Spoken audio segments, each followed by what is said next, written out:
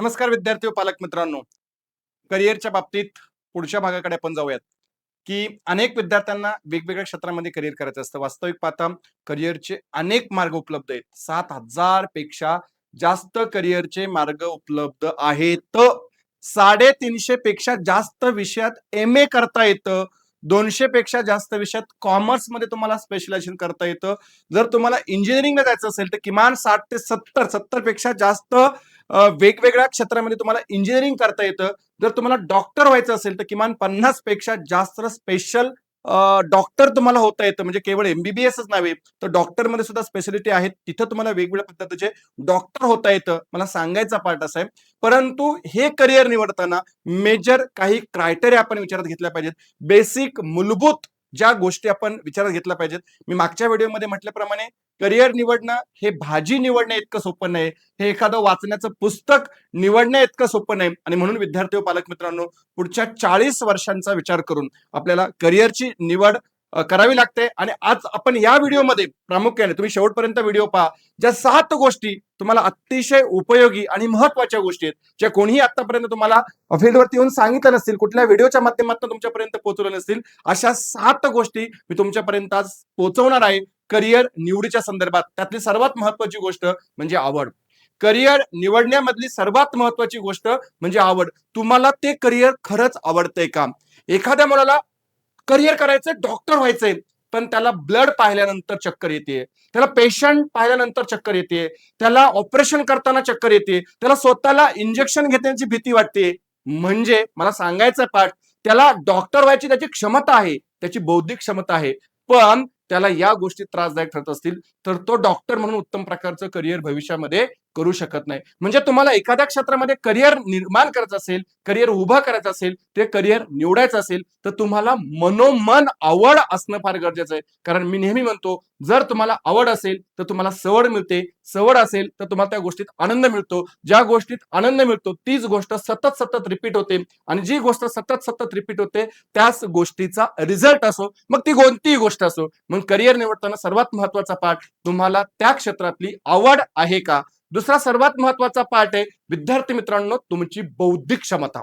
आता प्रत्येक करिअर हे बौद्धिक क्षमतेनुसार ठरलं जातं का? नाही. परंतु काही करिअरची क्षेत्र अशी आहेत की तिथं तुमची खरंच बुद्ध्यांक, तुमचा ज्याला आपण आयक्यू म्हणतो, तो प्रचंड स्ट्रॉंग असावा लागतो.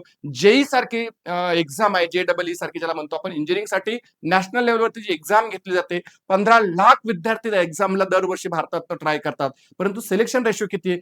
3% सुद्धा रेशो नाहीये. एनडीए सारखी जी तुमची एक्झाम आहे, एनडीए ज्याला आपण नॅशनल डिफेन्स अकॅडमीची, त्याचा सिलेक्शन रेशो 1% सुद्धा नाही. साधारणपणे नीटची एक्झाम जर तुम्ही पाहिली, म्हणजे मेडिकलसाठी ऑल इंडिया लेवलवरती जी एक्झाम होते, त्या एक्झामला साधारणपणे 30 लाख विद्यार्थी दरवर्षी भारतातनं प्रयत्न करतात. सिलेक्शन रेशो किती आहे? अनेक विद्यार्थी अभ्यास करतात तरी त्यांना त्या गोष्टींचा रिझल्ट येत नाही. अनेक विद्यार्थी उत्तम प्रकारचे क्लासेस लावतात, मग अगदी दिल्लीला क्लासेस लावतात, पुण्याला क्लासेस लावतात, मुंबईला क्लासेस लावतात, नगरला जातात, लातूरला जातात, नांदेडला जातात, ह्या सगळ्या ठिकाणी जाऊन लाखो रुपये फीस भरतात, विद्यार्थी अभ्यास देखील करतात, तरी त्यांना सक्सेस मिळत नाही. कारण तिथं सर्वात महत्वाचा पार्ट बौद्धिक क्षमता. विद्यार्थी मित्रांनो, 10वी पर्यंत तुम्ही किती अभ्यास केला, किती मार्क्स मिळाले, ह्या भाग थोडा बाजूला ठेवा. 11वी-12वी नंतर होणाऱ्या एक्झाम ह्या बौद्धिक क्षमतेवरती असतात, थोडक्यात त्या स्पर्धा परीक्षा असतात. याचा देखील आपण प्रामुख्याने विचार करणं फार गरजेचं आहे. कारण करिअर निवडताना एखाद्या करिअरमध्ये संधी आहेत, पण तुमची बौद्धिक क्षमता तेवढी आहे का, याचा सुद्धा विचार होणं फार गरजेचं आहे. तिसरा सर्वात महत्वाचा पार्ट आहे शारीरिक क्षमता. तुमची फिजिकल ॲबिलिटी फार महत्वाची असते. एखादा मुलगा म्हणतोय, मला ना नॅशनल डिफेन्स अकॅडमीमध्ये यायचंय, मला सैनिक व्हायचंय किंवा मला अधिकारी व्हायचंय. अरे पण तुझी बौद्धिक क्षमता आहे, तुझ्याकडे आवड पण आहे, पण तुझी शारीरिक क्षमता नाहीये. तू सतत आजारी पडतोय, तुला काहीतरी त्रास होतोय, तुला दम्याचा त्रास आहे, तुला डोळ्यांचा त्रास आहे, तुला विकनेस आहे, तिथं तू चालणार नाही. किंवा एखादा मुलगा म्हणतोय मला डॉक्टर व्हायचं आणि स्वतः 10 वेळा महिन्यातनं किंवा वर्षातनं आजारी पडतोय. खरंच तुझी शारीरिक क्षमता, तेवढं स्ट्रगल करण्याची क्षमता आहे का? कधी कधी तुम्हाला घरापासून लांब राहावं लागतं, 24-23 तास तुम्हाला काम करावं लागतं, 18-18 तास तुम्हाला ऑन फील्ड राहावं लागतं. काही करिअर अशी आहेत. आणि म्हणून विद्यार्थी मित्रांनो, तुमच्या बौद्धिक क्षमतेबरोबर तुमची फिजिकल ॲबिलिटी ज्याला आपण म्हणतो, तुमची शारीरिक क्षमता देखील तेवढी स्ट्रॉंग असणं गरजेचं आहे. चौथा सर्वात महत्वाचा पाठ विद्यार्थी मित्रांनो आणि पालक मित्रांनो, आजच्या स्पर्धेच्या युगामध्ये खऱ्या अर्थाने जर आपण पाहिलं तर शिक्षणाचं बाजारीकरण झालंय का? तर होय, मी नक्की म्हणेल शिक्षणाचं बाजारीकरण झालंय. आज हुशार विद्यार्थ्यांना शिक्षण घेणं खरंच शक्य आहे का? तर कधी कधी पैसा देखील मॅटर होतो. तुमच्या पालकांची आर्थिक क्षमता, आपण नेहमी म्हणतो सगळ्या गोष्टींचं सोंग आणता येतं, सगळ्या गोष्टींचं सोंग घेता येतं, पण पैशाचं सोंग घेता येत नाही.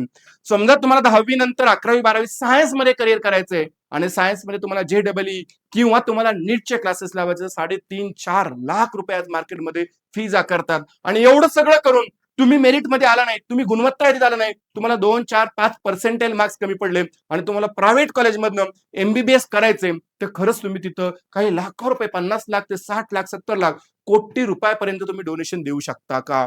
इंजिनिअरिंगला तुमचं गव्हर्नमेंट कोट्यातनं किंवा कॅप राऊंड म्हणून तुमचं सिलेक्शन झालं नाही आणि मग मॅनेजमेंट कोठ्यात तुम्हाला ऍडमिशन घ्यायचे.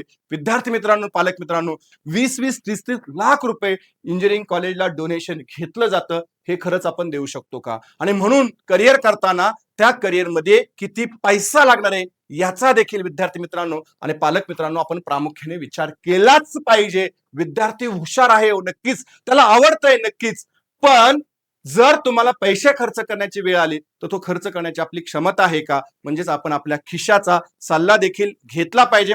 पुढचा सर्वात महत्वाचा पार्ट, करिअर करण्यासाठी तुमच्याकडे उपलब्ध असणारा वेळ, तुमची घरची आर्थिक परिस्थिती किती आहे, तुम्हाला किती वेळात, किती वर्षात पुढच्या तुम्हाला अभ्यास करून एखादा शॉर्ट टर्म डिप्लोमा करून घरी हातभार लावण्यासाठी तुम्हाला कामाची किती गरज आहे, म्हणजे करिअर करण्यासाठी तुमच्याकडे किती वेळ उपलब्ध आहे. पालक मित्रांनो, अगदी 5 वर्षांपासून 10-15 वर्षापर्यंत काही काही क्षेत्रामध्ये यशस्वी होण्यासाठी किंवा करिअर करण्यासाठी वेळ द्यावा लागतो.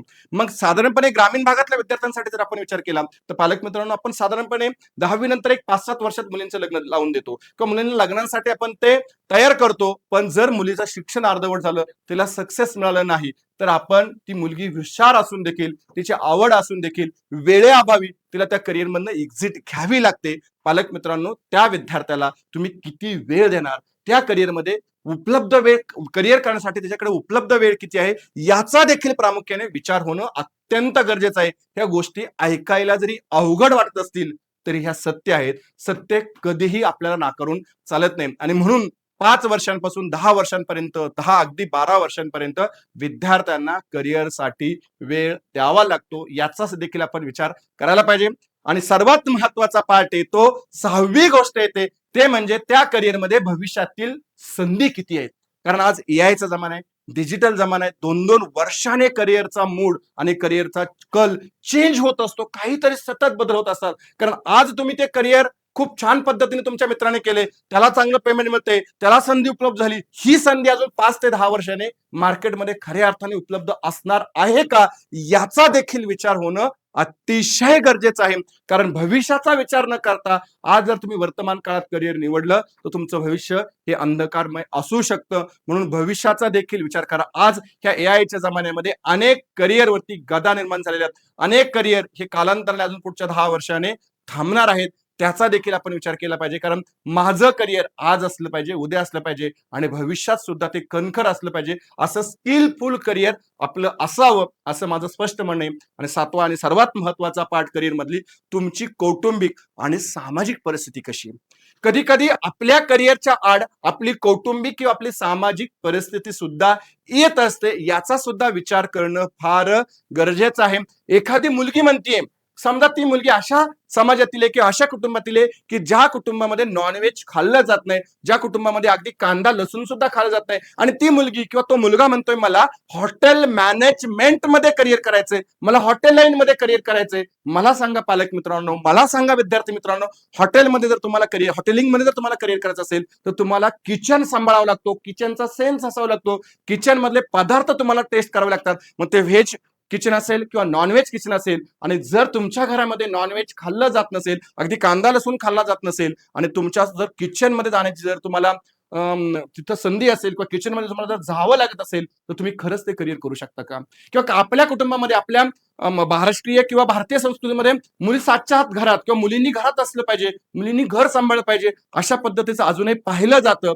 आणि मग जर त्या मुली म्हणते मला एअर होस्टेस व्हायचंय, मला हवाई सुंदरी व्हायचंय, मला पायलट व्हायचंय, पण ह्या लोकांचं जीवन सतत बाहेर असावं लागतं, यांना डे नाईट ड्युट्या कराव्या लागतात. जर हे तुमच्या कुटुंबाला मान्य असेल, हे तुमच्या समाजाला मान्य असेल, म्हणजे मला सांगायचा पाठ आहे तुमची कौटुंबिक आणि सामाजिक परिस्थिती देखील. मग बऱ्याचदा त्या विद्यार्थ्याने त्या क्षेत्रातील डिग्री घेतलेली असते, पण कौटुंबिक विरोध त्या ठिकाणी येतो, सामाजिक विरोध त्या ठिकाणी येतो आणि मग डिग्री असून सुद्धा त्यांच्या मनासारखं करिअर करता येत नाही. आणि म्हणून पालक मित्रांनो आणि विद्यार्थी मित्रांनो, त्या विद्यार्थ्याची आवड, त्याची आर्थिक क्षमता, त्याची बौद्धिक क्षमता, त्याची शारीरिक क्षमता, तुमची आर्थिक क्षमता, त्याच्या करिअरतील भविष्यातील संधी, तुमची कौटुंबिक असणारी आवड आणि तुमच्याकडे सर्वात महत्वाचा किती वेळ उपलब्ध आहे, ह्या वेळेचा सुद्धा विचार करणं गरजेचं आहे.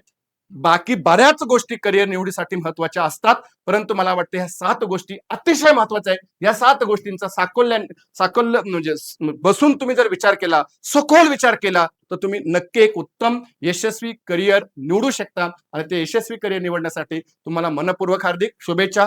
पुढच्या पार्टमध्ये आपण स्पेसिफिक विज्ञान शाखेतील करिअरच्या संधी काय आहेत त्याची आपण माहिती घेणार आहोत, त्यावरती चर्चा करणार आहोत. तत्पूर्वी हा व्हिडिओ तुमच्या मित्रांपर्यंत नक्की पोहोचवा, दिलेल्या चॅनलला सबस्क्राईब करा आणि लाईक करा. मनापासून धन्यवाद.